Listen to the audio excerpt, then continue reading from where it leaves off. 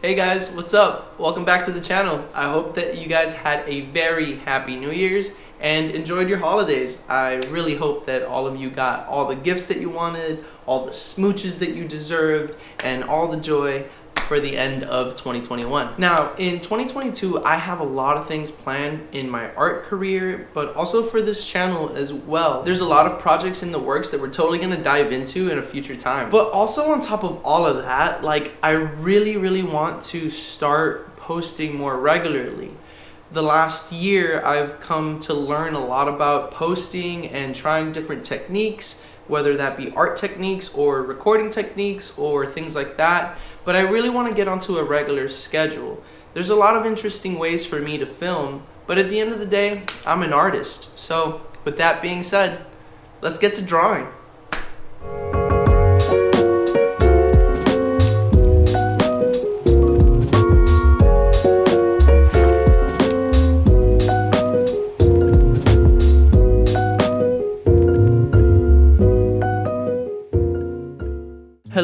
Hello, you sassy salamanders, and welcome back to the channel. Like I said, for today, I'm just gonna go ahead and sketch on my sketchbook. Not doing anything that's too crazy, not doing anything that's too kooky. However, like I said, I do think it's more sustainable for me just to go ahead and draw on my sketchbook and then talk to you guys on this channel.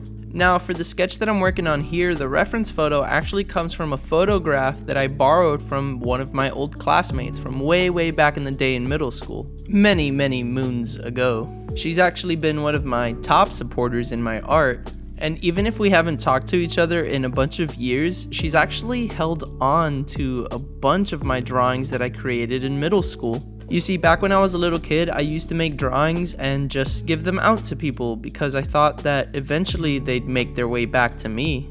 And lo and behold, after college was over, she ended up contacting me and showing me a couple of the drawings that I had done from way back in the day. I personally myself don't own any of those drawings or any of the drawings that I made in grade school, so I thought it was pretty cool to be able to get in contact with her and see some of the photos of the old drawings I had created. Now for this drawing, I'm working with blue lead from Papermate brand, and I'm also using a Graph Gear 1000, which is a pretty solid lead pencil, if I may say so myself. But regardless of that, the steps that I use are all the same. Basic shapes, basic everything to start the drawing off, and then I eventually just start fleshing out different things. I wanted to capture the likeness of her photo, but not necessarily make it photorealistic. There's a certain aspect of the drawing that I kind of want to keep in my own style so that I'm eventually able to tattoo something like this in the future. Maybe if somebody's interested in this piece itself, I'd be eventually able to tattoo this piece, and that'd be freaking great.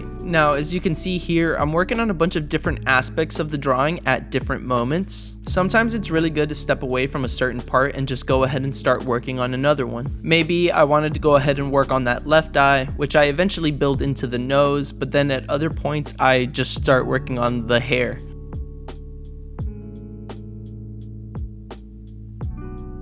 Now, shading with this pencil has actually been pretty fun, I'm not gonna lie. It mimics the way that I tattoo, and when I tattoo, I use a 3-round liner, which is a pretty tiny needle for the bulk of my soft tone shading, anything that's in the mid-tones or super detailed work like that. And then I go ahead and use a mag for any area where I really want to incorporate some dark shading, anything that really needs to be punched in with black shading.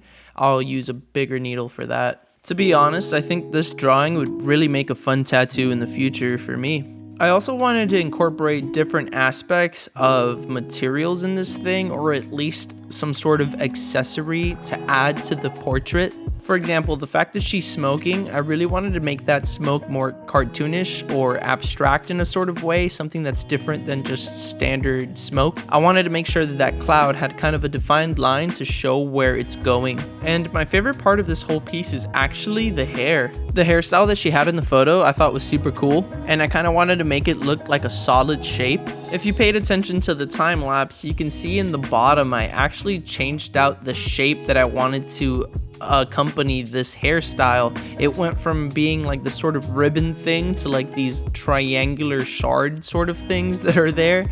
I think that really fits the silhouette of this piece a lot better than what I had originally intended to put there. Towards the right of the piece, I actually added some sparkles, which I think would give the piece an extra kick. You'll see me flesh those out in a little bit. And then pretty much for the rest of the piece, I just really focused on capturing every single dark area and making sure that the thing stays pretty much within the lines. As an artist, you basically set up your own coloring book, and then you yourself are entrusted to shade within those variable lines that you made yourself, for yourself, I guess.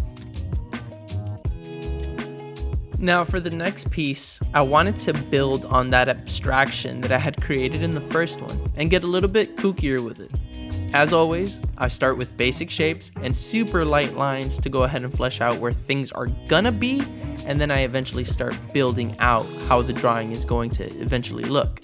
For this one, I wanted to have a face that was kind of half submerged underwater. I think the inspiration from this came from a horror movie I had seen when I was a little kid, thinking of my middle school days of all, called Dark Water.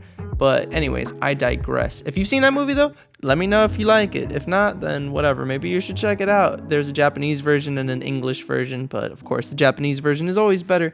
Now, with the hair for this piece, I wanted to go with like a little bit of a wavy hair, kind of curly hair, because the way that it's going to interact with the top of the water is something that I want to really incorporate, like curls or whatever, mimicking like the flow of the water as the face is being submerged. I also made sure to include these little circles on the cheeks or whatever. It's kind of like a touch that I found from like some of the artists I follow on Instagram that I really enjoy, and I kind of like enjoy incorporating them on my tattoos, such as this tattoo here of a face split girl, or girl with a face split, however you want to call it. Now, as you can see in the way that I shade the hair always gets shaded in these different chunks. Strands of hair typically get grouped together, which is the best way to go ahead and denote which way the hair is going to go ahead and flow. I make sure to leave open spaces of paper to kind of show light reflection on hair, because hair isn't necessarily all completely dull unless you're trying to go with an artistic look for it, as I did with the face split girl tattoo. Apart from that, really, I kind of just went with what my reference photo had, and I think I got this reference photo from Pinterest or Google Images. I'm not entirely sure. I kind of just look at a big mixture of reference photos, not necessarily just one, until I find something that happens to have the light source that I'm looking for or the emotion that I'm trying to capture in a piece. But anyways, apart from that, the bulk of the piece consisted of shading in the rest of the hair and adding cool little reflection lines on the water so that can make like a cool tattoo aspect. Towards the end of it, I actually decided to add some teardrops coming out of one of the eyes of the piece, just so I could go ahead and give it another emotional impact. Maybe I was feeling a little blue, but who knows. Well, that pretty much wraps it up for the two drawings I had in mind for you guys today. Thank you guys so much for sticking around and watching through to the end if you did. And for anybody that's new to the channel, what are you waiting for? Go ahead and hit that subscribe button and turn on the notification bell to get updated on future videos. As always, every single drawing that I have is available on my Instagram for you guys to view further. I also post a bunch of reels and things like that I don't normally post on YouTube, so if you guys want to check that out, feel free and be my guest. Also, if you guys want to leave a suggestion for something for me to talk about, that would be amazing. I'm kind of running out of subjects when it comes to just basically drawing. My drawing is pretty consistent in the way that I do it, but I would love to draw and talk about some sort of topic or anything like that you guys might whip up in the comments, so that would be greatly appreciated. With that being said, my name is Brandon Camilo. I love you all. Bye.